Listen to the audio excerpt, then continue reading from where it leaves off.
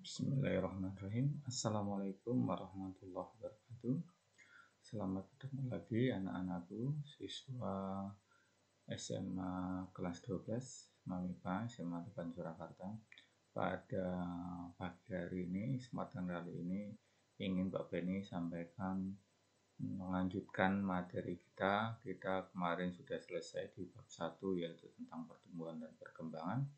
Sekarang kita masuk ke bab kedua yaitu metabolisme sel.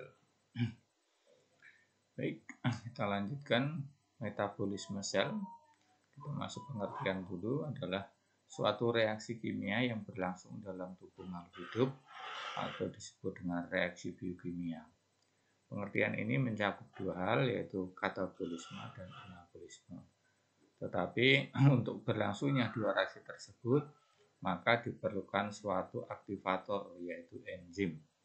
Ini metabolisme. Jadi dalam metabolisme itu sebenarnya kita membahas dua hal yaitu katabolisme yaitu proses pembongkaran senyawa organik menjadi anorganik.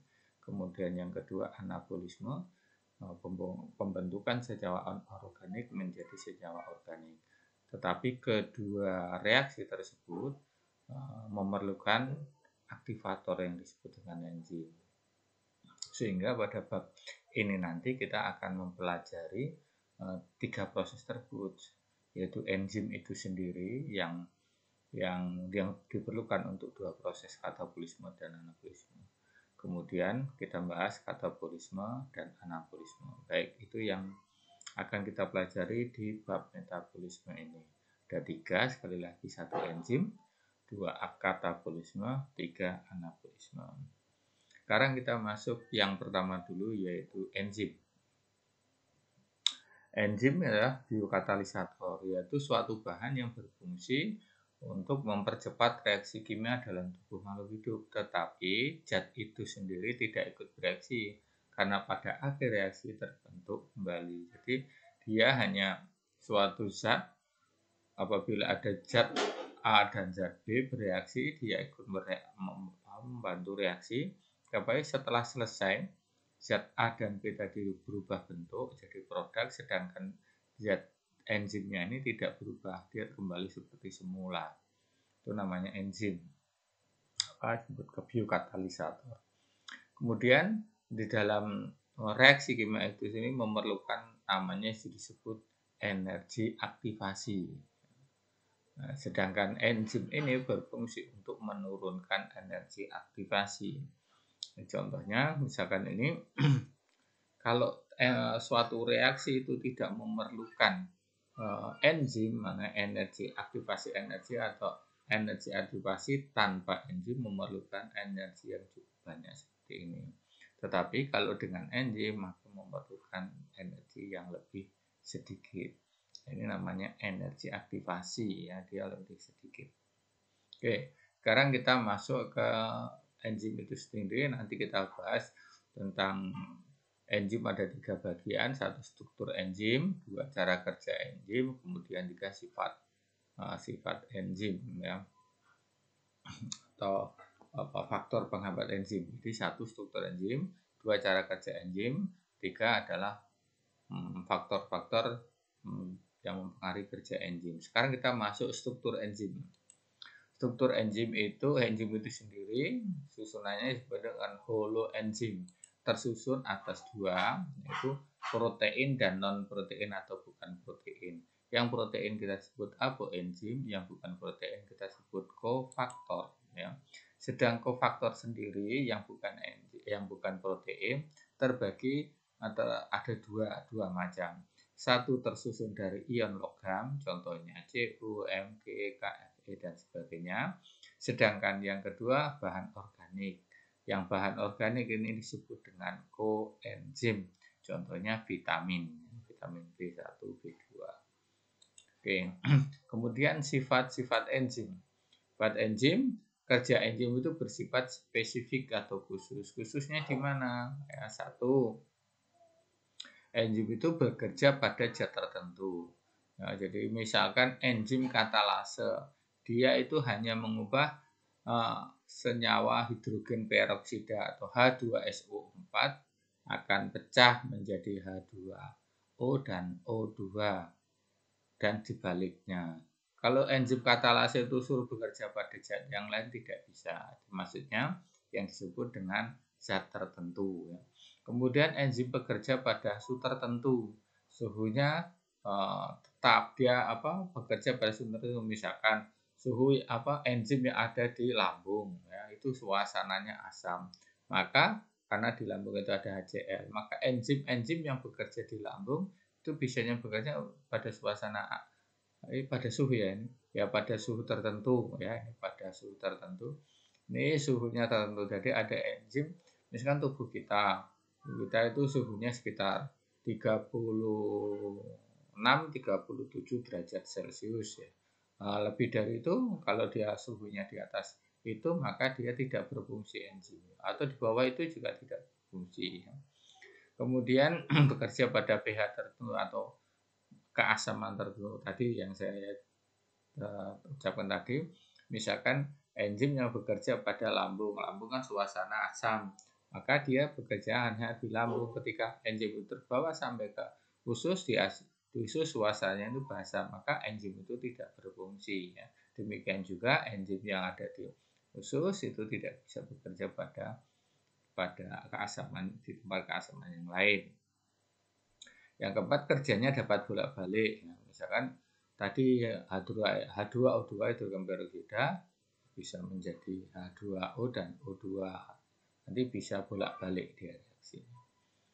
Kemudian cara kerja enzim. Jadi yang pertama kita struktur enzim, kita masuk yang kedua cara kerja enzim. Prinsipnya cara kerja enzim itu enzim bereaksi dengan substrat. Ini ada zat, substrat, kemudian enzim dan substrat bergabung menjadi kompleks enzim substrat atau ES, enzim substrat Kemudian setelah enzim substrat bergabung nanti kemudian pecah menghasilkan produk dan enzim. Enzim kembali lagi nanti dia akan bekerja lagi. Sedangkan produk itu hasil dari reaksi tersebut. Kalau dia buat ringkasan seperti ini, jadi substrat tambah enzim akan berarti membentuk kompleks enzim substrat. Nah, kemudian membentuk enzim dan produk. Produknya ini. Nah, nanti teori tentang cara kerja enzim ini terkenal ada dua. Sebenarnya hanya di sini ini, di kompleks enzim. Jadi substrat plus enzim nanti kan membentuk kompleks enzim substrat. Nah, nanti substratnya itu tetap bentuknya itu namanya K atau model kunci gembok Kemudian yang kedua nanti ini substratnya berubah bentuk menyesuaikan enzimnya itu berubah bentuk menurut giginya di substrat. Ini macam teori kerja enzim. Jadi teori yang pertama teori gembok dan anak kunci, lock and key teori Nah, contohnya seperti ini. Ini ada substrat, ini ada enzim. Ini kan ada sisi aktifnya. Kayak kunci pas itu ya. Nah, ini kunci aktifnya. Misalkan kunci 6, kunci 10, kunci 12, kunci 8 ini giginya kan pas Jadi nanti ini enzim, ini substrat. Nah, enzim atau substrat yang bentuknya seperti ini, enzimnya yang cocok itu aja Nanti kalau ini bentuknya giginya atau sisi aktifnya tidak sama, maka ini tidak bisa bereaksi. Nah, ini menurut teorinya lock and key Nanti kalau ini sudah bereaksi menghasilkan produk. Produknya ada dua Kemudian teori yang kedua teori cocok terinduksi atau induced feed theory Ini misalkan ini ada substrat, ini ada enzim, giginya kan tidak sama. Nah ini giginya si enzim bentuknya, giginya substrat bentuknya lincip, nanti dia menyesuaikan lincip Jadi ini nanti menyesuaikan, nanti akan menghasilkan produk. Jadi reaksinya di sini ini aja bedanya. Kalau ini enzimnya harus cocok sama substratnya. Kalau yang induced feed itu hanya enzimnya menyesuaikan bentuk sisi aktif atau giginya dari substrat. Oke. Untuk kita lihat animasi ya, video animasi untuk memperjelasnya.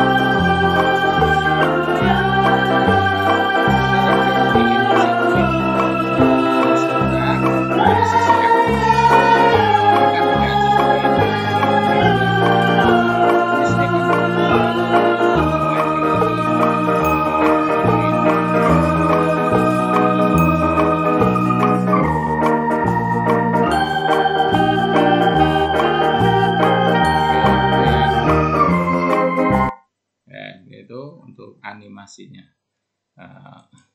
Kita lanjutkan untuk yang ketiga, tadi satu taruh struktur, yang kedua cara kerja, yang ketiga faktor yang mempengaruhi kerja enzim. Ya.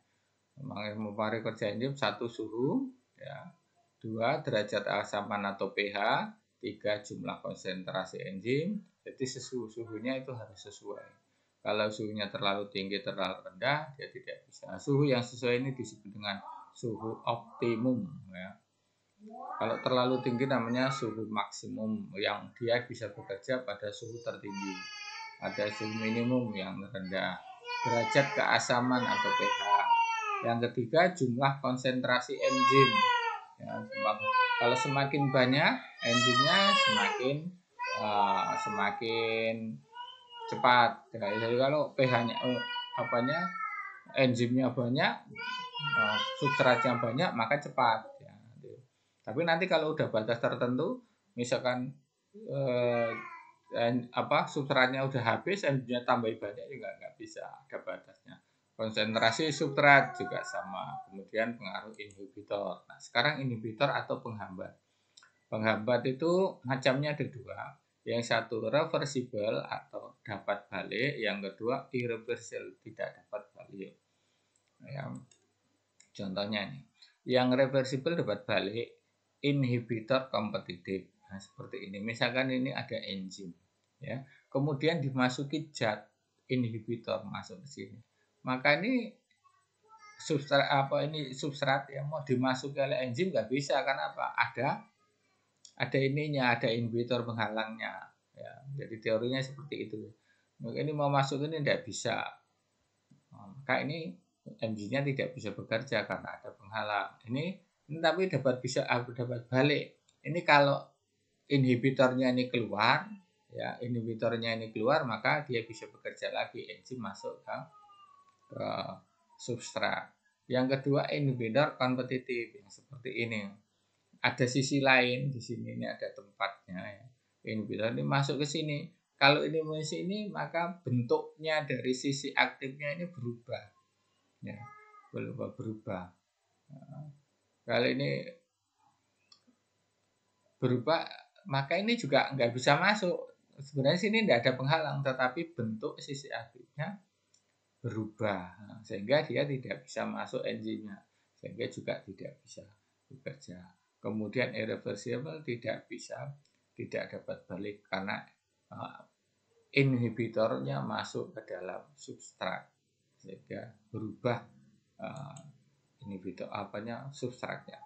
Kemudian pengaruh aktivator penggiat, atau penggiat untuk penimbunan hasil yang berlebih.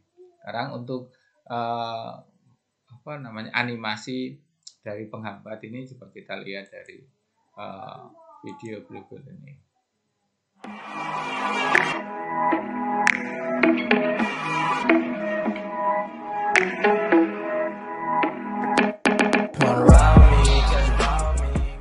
Assalamualaikum warahmatullahi wabarakatuh.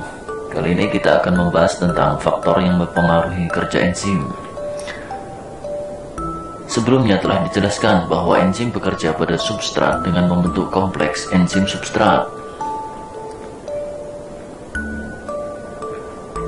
Pada kalanya reaksi kimia yang dikatalis oleh enzim tersebut terpengaruh oleh suatu kondisi tertentu. Kondisi-kondisi yang dapat mempengaruhi kerja enzim dalam mempercepat reaksi antara lain adalah sebagai berikut. Yang pertama, jumlah substrat dan enzim.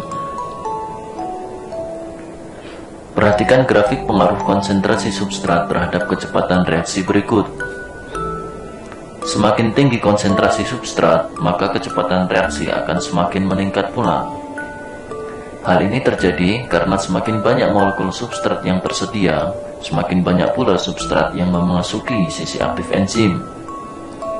Namun, saat sudah mencapai konsentrasi substrat tertentu, kecepatan reaksi tidak mengalami peningkatan, meskipun konsentrasi substrat terus ditambahkan. Ini bisa terjadi karena semua situs aktif enzim sudah terisi penuh oleh molekul substrat, sehingga cara satu-satunya untuk meningkatkan laju reaksi adalah dengan menambahkan enzim. Begitu juga dengan pengaruh konsentrasi enzim terhadap kecepatan reaksi. Semakin tinggi konsentrasi enzim, maka kecepatan reaksi semakin tinggi pula. Tentunya ini terjadi karena semakin banyak konsentrasi enzim, semakin banyak pula sisi aktif yang mampu mengikat substrat. Dan sebagaimana pengaruh konsentrasi substrat tadi, laju reaksi juga akan mengalami kecepatan konstan saat sudah mencapai titik konsentrasi enzim tertentu. Hal ini terjadi karena molekul substrat sudah habis berikatan dengan sisi aktif enzim. Bahkan, laju reaksi akan semakin menurun seiring dengan semakin berkurangnya molekul substrat karena telah bereaksi menjadi produk. Yang kedua, suhu. Suhu bisa mempengaruhi kerja enzim karena kita tahu bahwa struktur enzim tersusun oleh molekul protein. Untuk lebih jelasnya, perhatikan grafik berikut. Sampai pada suatu titik, laju reaksi enzimatik akan meningkat bersama dengan peningkatan suhu, karena substrat lebih sering bertumbukan dengan situs aktif ketika molekul-molekul bergerak cepat. Akan tetapi, di atas suhu tersebut kecepatan reaksi enzimatik menurun drastis.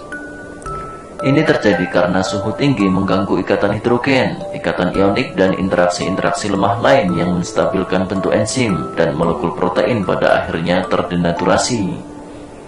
Setiap enzim memiliki suhu optimal, yaitu suhu saat laju reaksinya paling tinggi. Tanpa mendenaturasi enzim, pada suhu ini terjadi pengubahan molekul substrat menjadi produk yang paling cepat. Sebagian besar enzim manusia memiliki suhu optimal mendekati suhu tubuh, yaitu sekitar 35 sampai dengan 40 derajat Celcius. Berbeda lagi dengan bakteri termofilik. Bakteri ini hidup di mata air panas, sehingga ia memiliki enzim dengan suhu optimal 70 derajat Celcius atau lebih.